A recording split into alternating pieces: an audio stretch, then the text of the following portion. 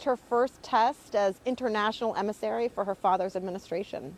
Back to you, Erin. All right, Kate, thank you very much. That's for sure. And out front now, former Apprentice contestant ERIN ELMORE. She worked extensively during the campaign with Ivanka Trump on women's empowerment issues, knows her very well. Former communications director for Senator Ted Cruz, Amanda Carpenter, is also with us. So, ERIN, let me just play again that moment, the reaction that Ivanka Trump got in Germany as she, spoke about what she said is her father's commitment to women's issues. Here it is.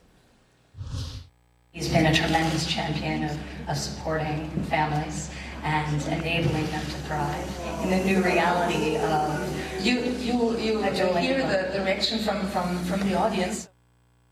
Erin, are you surprised that she got that type of reaction, those boos that you could hear?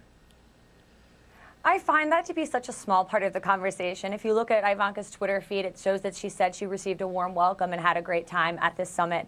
And she really is a great voice for women and has been for a very, very long amount of time. Before her father was even involved in politics, she had the Women Who Work campaign. So she herself is such a strong advocate and a strong voice for women. I think she brushed this off, and if this is the worst thing that's happened to Ivanka Trump this week, she's having a pretty good week. Amanda? Well, I would say anytime an American goes abroad as a representative of the U.S. government, the story is they got booed. That's not a good story for that person or America. But when I see Ivanka Trump taking on this role, I really see her becoming like Hillary Clinton in the worst ways.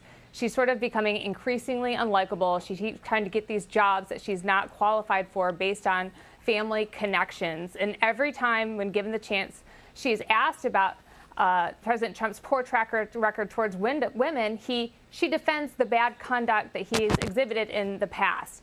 So I don't see how this is going to work out for her in the end.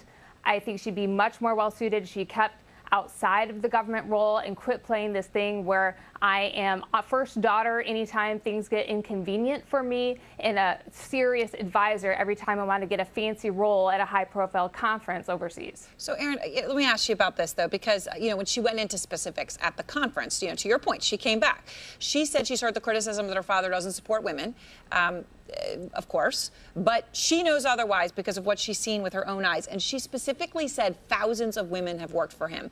That's a huge number, Erin. Do you have any idea where it comes from? I'm sure it's whether it's in New York at the Trump Organization and his various projects around the world. I had the pleasure of working with him on The Apprentice and thereafter, and I saw him as nothing but a class act and a gentleman, and he treated me with tremendous amount of respect. His most prized employee might be Rona Graff, and she's been with him for over 20 years and says nothing but wonderful things about him as well. This is sort of old news, and if you look at numbers and if you look at exit polls from the election, even CNN reported that 54% of American women voted for Donald Trump.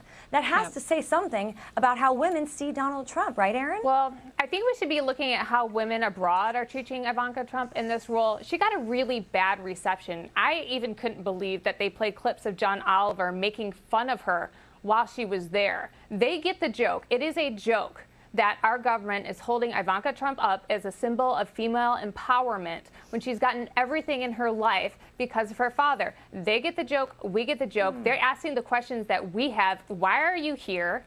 What is your role? Because I think we are putting foreign leaders in a very uncomfortable position, essentially to have to babysit the first daughter on these national stages. And clearly they don't appreciate it, and we're getting bad messaging out of it on the national stage. Erin, is it nepotism or is it feminism?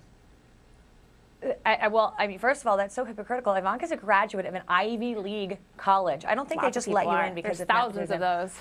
Well, just let's not interrupt. I let you talk. Thank you so much. But absolutely, this has nothing to do with nepotism. She has been nothing but a leader her whole entire life. I've often talked about the children of celebrities, specifically knowing Donald Trump and his children. You don't see them on the cover of tabloid magazines. You don't see them falling out of nightclubs and into taxis. You don't see them with mugshots. They've been nothing but pillars of the community, philanthropists, and good, hardworking children. Ivanka developed her own clothing brand, and by the way, it's also doing amazingly well right now. She's helping international relations for her father, and she's to make herself like Hillary Clinton, to pretend that she's some international icon for women, when on a national stage she defends terrible conduct that her father has demonstrated toward women. I hate to say laughable. That's just an opinion. Everyone and gets the joke, I mean, except it's just her, no one apparently. agrees with you.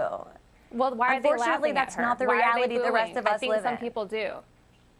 Erin, You're talking about a very small number of So you're talking about a very small number of people, and to focus on the negative isn't to focus on how the whole world sees the narrative. So you can focus on the negative, but I'm going to focus on the true narrative, like the American people have been doing since election day. But it was a failed trip abroad as a representative for the U.S. government. She failed as a spokeswoman, whether first daughter, presidential advisor, whatever, when the headline is you got booed on the national stage like that. Erin, I do want to make the point, when you said 54% of women voted for him, 54% of women voted for Hillary Clinton, just to be clear, Erin. No, that's a statistic I found on your website, actually. 56% of women voted for Donald Trump. So we can pull it up, but yeah, he won the election, let's face it. But okay, we're going off our own exit polls. But there's no need to get into that. But yeah, those are our exit polls, 54%. All right, well, thank you both very much. I appreciate it. There was a lot to that conversation. Thank you. And out front.